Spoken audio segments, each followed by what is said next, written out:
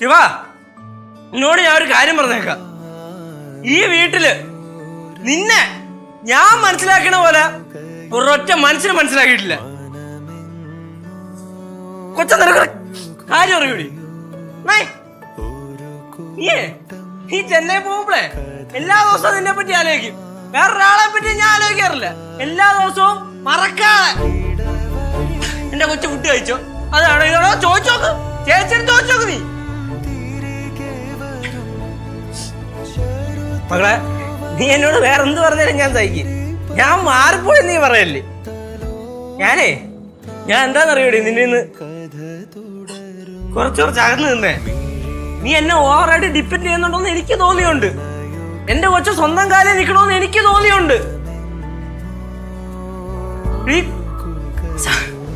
സഹോദരങ്ങളാണെങ്കിൽ പോലും കൂട്ടുകാരെ പോലെ അല്ലേടി.